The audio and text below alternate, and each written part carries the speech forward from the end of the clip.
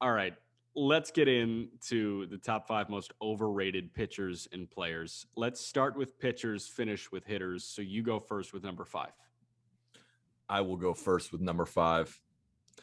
The 5th most overrated pitcher in all of baseball is Hunjin Ryu of the Toronto Blue Jays.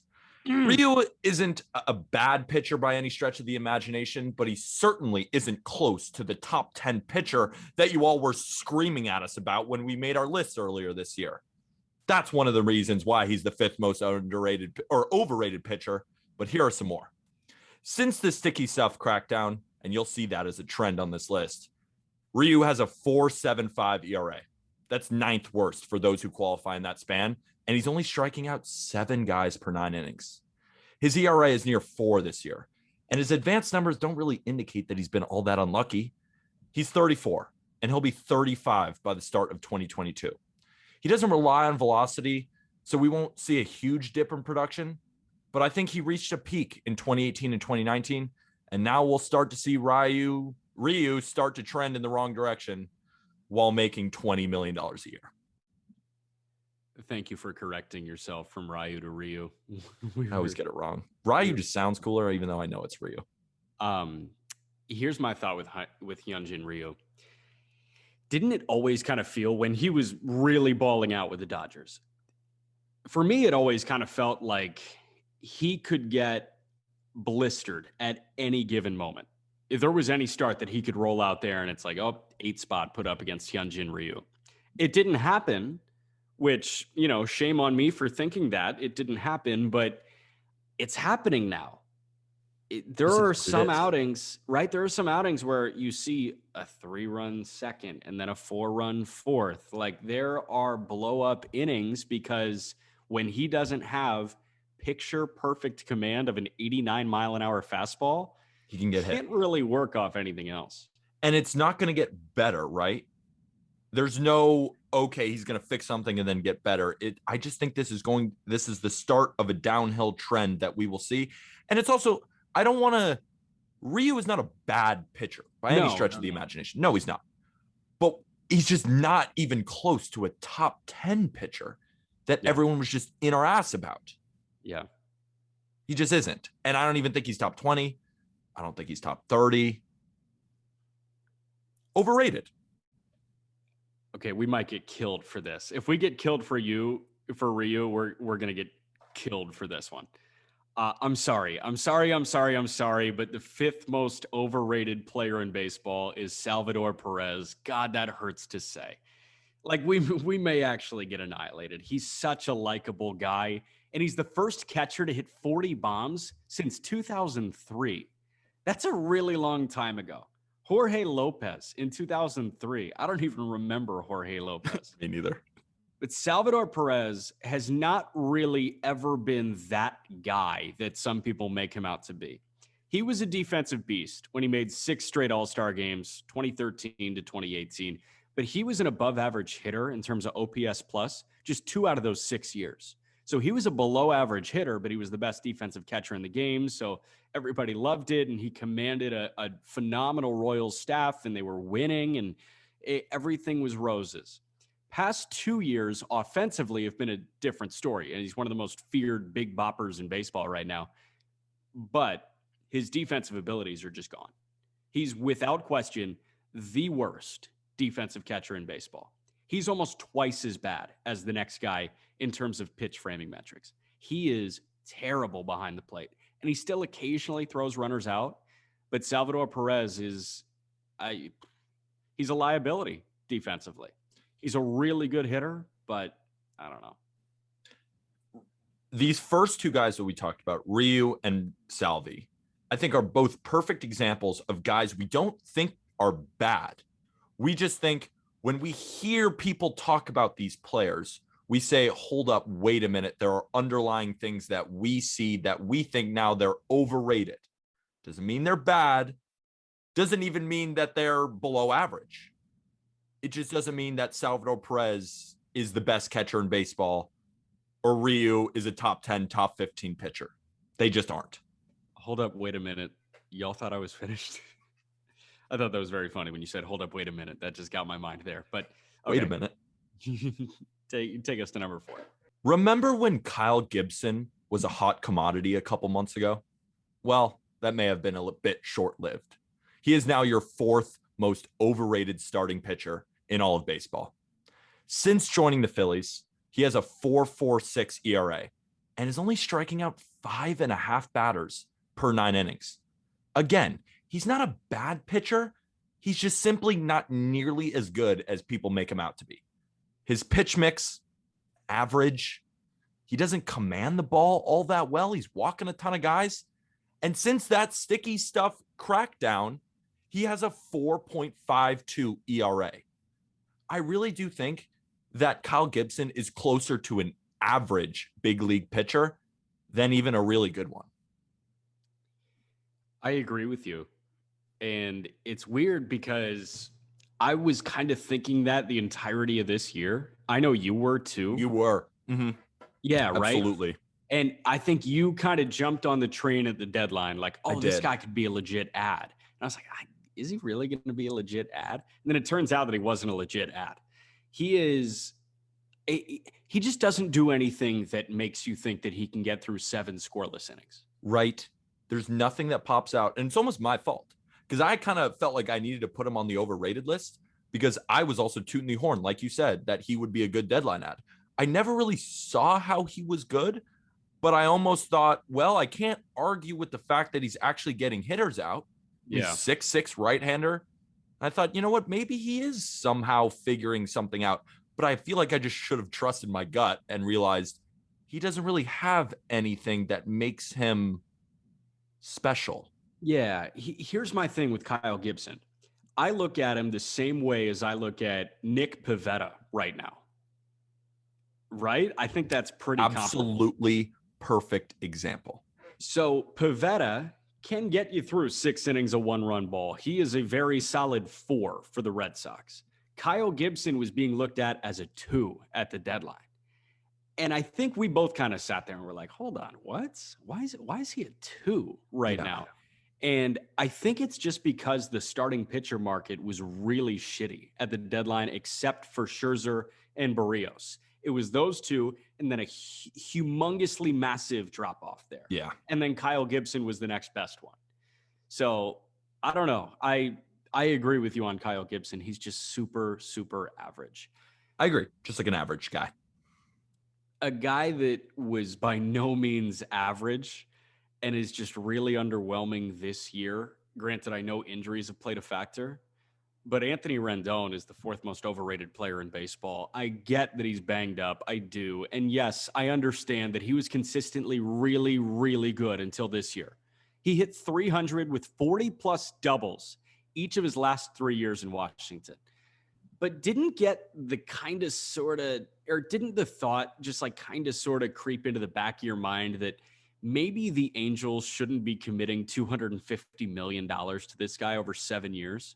Boris Bump, I know, Scott Boras always gets better contracts for his clients than they're supposed to get, but he was always just really, really good, not great. And I don't think I could have called him a top 3 third baseman in the game at any point without really thinking through that. He was 3 to 5, but if you said, oh, without a doubt, he's a top 3 third baseman in baseball, there was never really a point where I'd say, yeah, absolutely. You're spot on about that. I am incredibly concerned with the injury issues. I don't think Anaheim botched on the Josh Hamilton, Albert Pujols level, but I'm willing to put it in Sharpie that I thought this was a drastic overpay.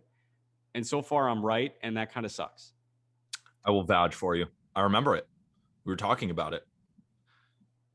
Just kind of, I mean, isn't it nerve-wracking whenever the Angels now sign a big hitter? It almost might not even be Rendon's fault. It might just be a curse now. Right. Like if Shohei, well, Trout when he's healthy is Mickey Mantle, but listen, Trout's not staying on the field right now. When Shohei Ohtani signs his $80 million a year deal, like he'll probably forget how to pitch. He might go to And a guy who seems like he's forgotten how to pitch is Aroldis Chapman of the New York Yankees. Yankee fans are all too familiar seeing the Yankee season ends at the hands of their flamethrower, Aroldis Chapman. This really hurts because I personally ranked him as the number 1 reliever in baseball, considering he added what looked like to be an unhittable third pitch. But let me show you where he ranks among qualified relievers since June 1st. ERA, 146th out of 156 at 6.23. WHIP, 154th out of 156th, 1.88. FIP, 152nd out of 156, 6.01. XFIP, 100th out of 156, 4.45. And his walk percentage is 154th out of 156. Oh my God. That's just so bad. And he continues to make close to $20 million a year as a reliever. I just don't know if I trust him anymore to get big outs. And that'll be a huge issue come playoff time. That's crazy. Yeah. I was going through cards earlier this year, and we did it on a prior episode. Is this worth more than $6? And I showed Aram an Aroldis Chapman rookie card with Cincinnati. And he said, oh my, that could be worth a lot. Aroldis Chapman was looking like a Hall of Famer at the beginning of this year. And then this shit happens. It's hard because you called Aroldis the best reliever in baseball. Yeah. We just addressed this on Friday. I called James Karinchak the best reliever in baseball. We didn't do too. That's like the only list we really just didn't do great at. But we did it before June 21st. Relievers suck. They're so hard. You never know what's going on in these guys' heads. God, I mean, Devin Williams was like top 10, and now he's getting better. But at the beginning of the year, he looked like shit. What's going on? How does this work? That's why you just never should pay relievers anything. You just never know. You really just never. Remember when Craig Kimbrell had like a 6 ERA? Now he's back to being elite again. It's like you just throw it's like the draft lottery. You just take a ping pong ball and you just take one out and hopefully it hits. Dude, I mean, the White Sox paid Liam Hendricks and he's just Bomba-palooza right now. He's just letting up homer after homer. I feel like a couple weeks ago we called the best reliever in baseball. Oh, speaking of a guy that is drastically overpaid, but holy shit, do I love him. Andrew McCutchen just homered. Yeah, I'm a big fan of Uncle Larry, but he makes way too much money. I also bet on the Brewers in that game, and God, what a horrible game. 5-0 right now, as we record at 4:47 on Monday afternoon. Okay. I want everybody to understand something right now. I genuinely used to love Javier Bias.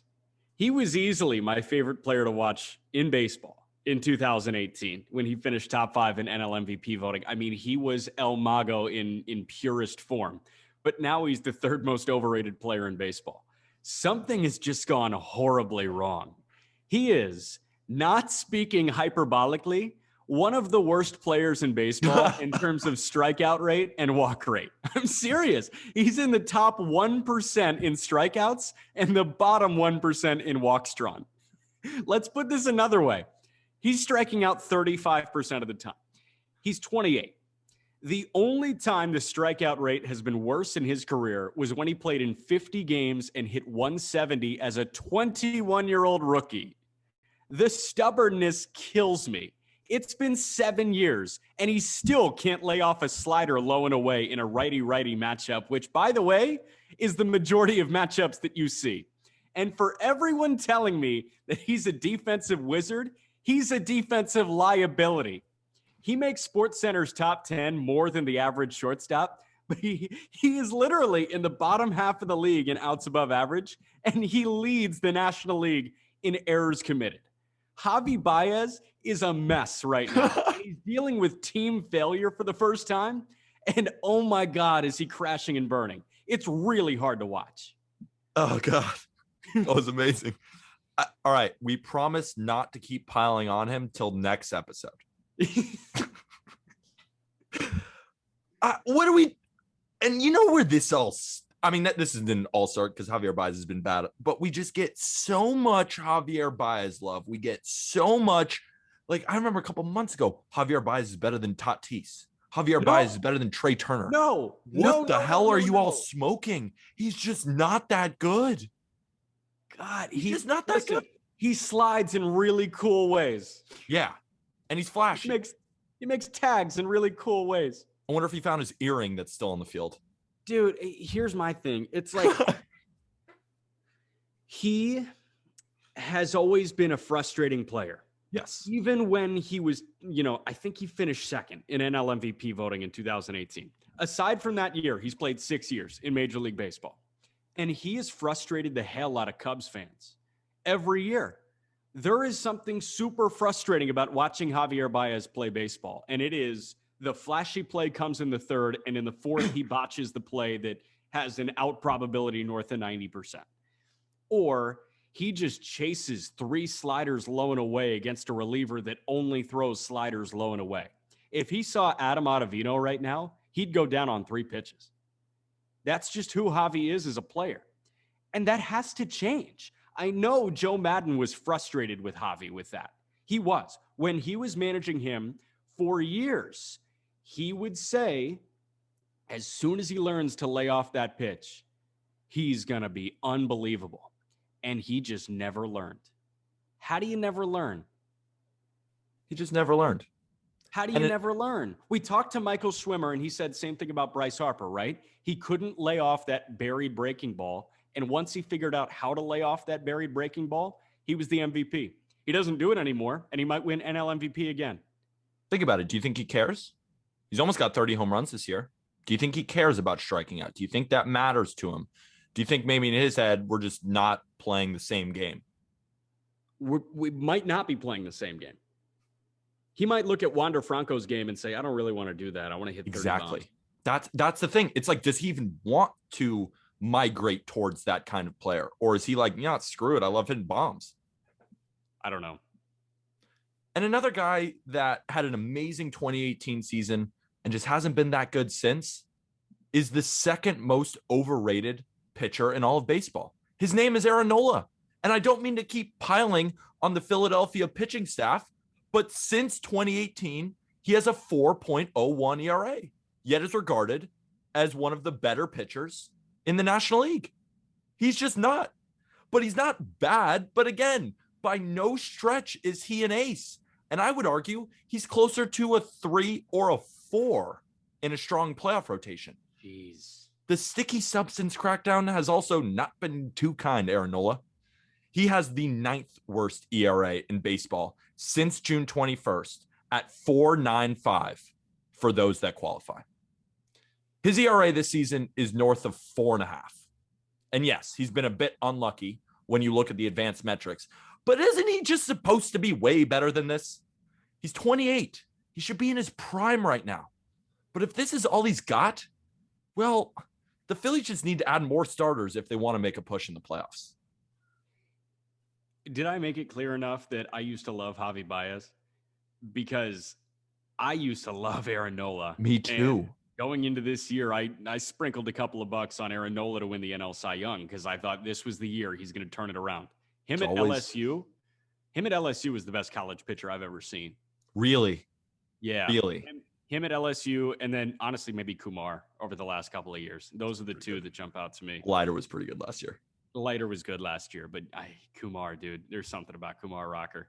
I hope everything works out for him. Okay. But yeah, Aaron Nola at LSU, and when he came up and he was dominant for a couple of starts, and Nola has that. He has struck out 10 guys in a row earlier this year. He's still striking out a ton of guys, but he just has a knack for giving up home runs. Yes. He will walk guys. He has big innings. He doesn't go as deep into games as he once did. Yeah. He's just, I think people are just hanging on to that 2018 season, similar to a Baez, saying this is going to be the year now. No, this is going to be the year. He had a rough year, this excuse. And it's just like, all right, it's the end of 2021. He's having another not too good of a season. Is 2022 finally the liftoff? Like, when does Aaron Nola become an ace again? Yeah. I just don't think it's going to happen. Yeah.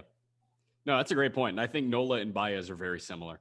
Kind of similar. But Baez strikes out too much. Oh, God. Would Baez hit a home run off Nola or strike out? If they had 50 at-bats against each other, 25 home runs, 25 Ks. I'm thinking 40 Ks and 10 homers.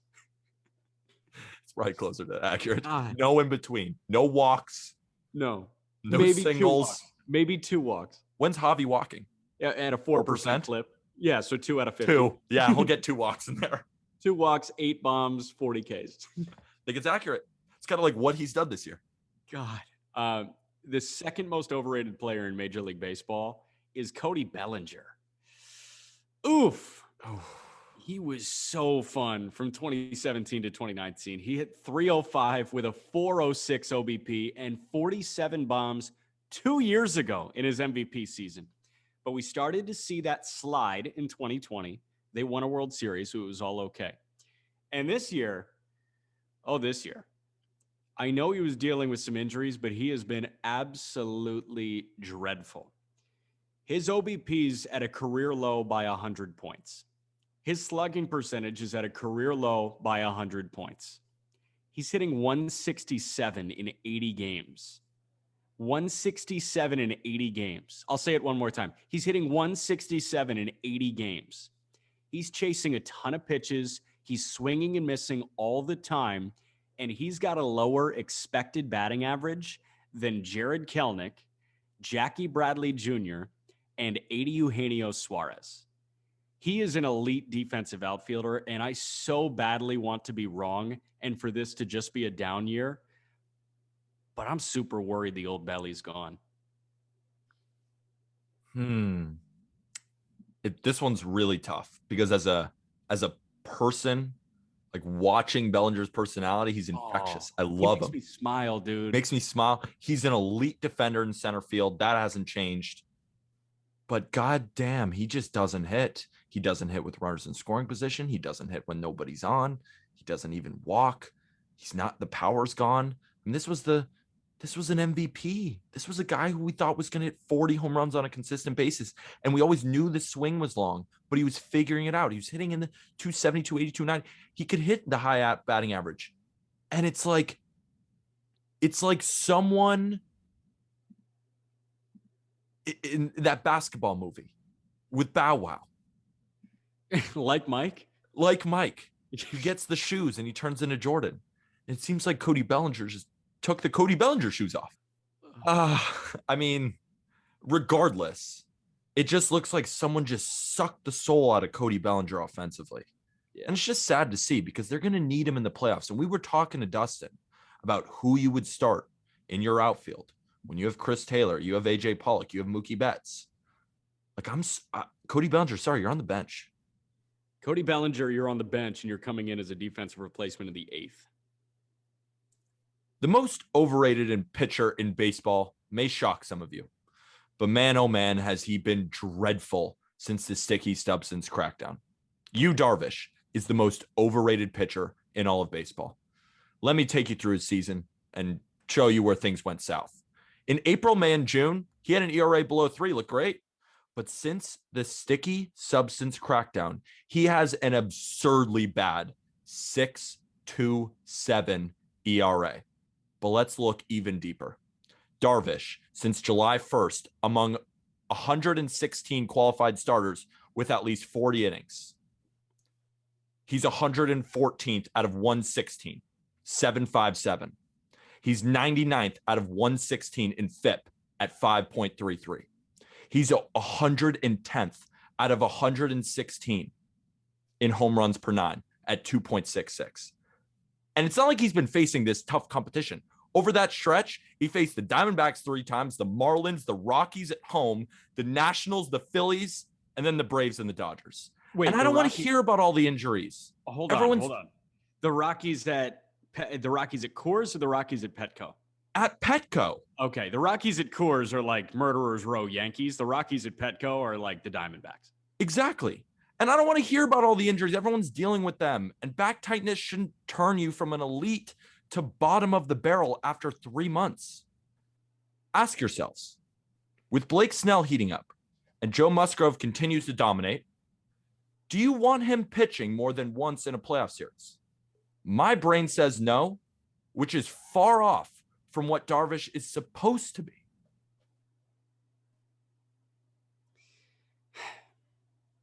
Yu Darvish is one of the more frustrating guys in recent memory in Major League Baseball because he came over from Japan as this cannot miss. He immediately becomes a top 10 pitcher in baseball.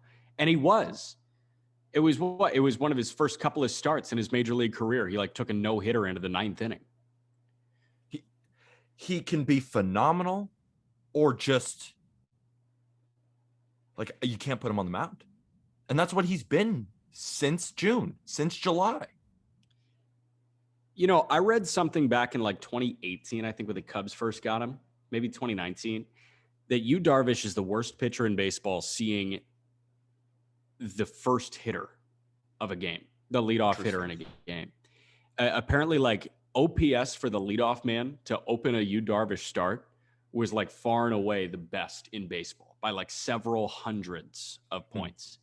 I think that has a lot to do with where Yu Darvish struggles. I think it might be mental a little bit. It might be mental. He throws like 12 pitches, right? Yeah.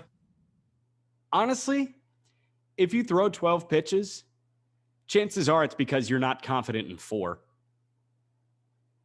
Think about it that way. If you really felt good about your 4 pitches, or maybe even a 5-pitch mix, you wouldn't need to add a 6th. And if you felt good about 3 of those 6, you certainly wouldn't try and add a 7th or an 8th or a 9th or a 10th. I mean, we see guys with 2 pitches get outs. All right, man. Most overrated player in baseball is Trevor Story. Is having the worst defensive season of his career. He was branded as the bridge man between Tulo and Brendan Rodgers that was just too good to be just a time buyer because of his power, his speed, and his defense. Let's work backwards. Defense is as bad as it's ever been. Now to his speed. He had 15 bags in 59 games in 2020. He has 18 bags in 121 games in 2021. So the rate there is just falling off a cliff. And then the power. Over his last 2 full seasons, 2018, 2019, Story averaged 36 bombs and 97 driven in. If you expand his 2020, he had the equivalent to 30 homers and 84 driven in. So a little bit of a decline at Coors, but not too bad. He'll be lucky to sniff either of those numbers this year. And let's be honest here. With a lot of these power and speed do both guys, we tend to blatantly ignore the swing and the miss. Javier Baez until this year. This is actually the first time in Story's 6-year career that he has fewer strikeouts than games played. And he's still in the bottom third in the league in whiff rate. So if he's having his best contact year and he's still striking out what feels like all the time, it proves you were never really that good at putting the ball in play consistently. Coors Field effect. He is the poster boy for that. Yeah. More so than Arenado. I know a lot of people. Arenado. A lot of people, full disclosure, were saying, and a lot of people with Just Baseball were saying that Nolan Arenado should be on this list. But the reality is Arenado's going to have 30 bombs and 90 RBIs this year, and he's going to hit around 280.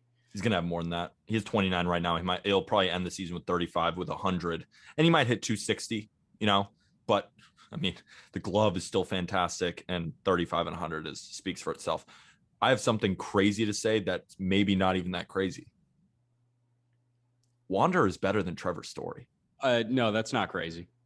Like that should go to show you that Trevor Story is the most overrated player in baseball if you consider the fact that people are out there right now saying he's still the best shortstop in baseball over Tatis, over Bogarts, over Trey Turner, when you can make the argument he's not a top 10 guy.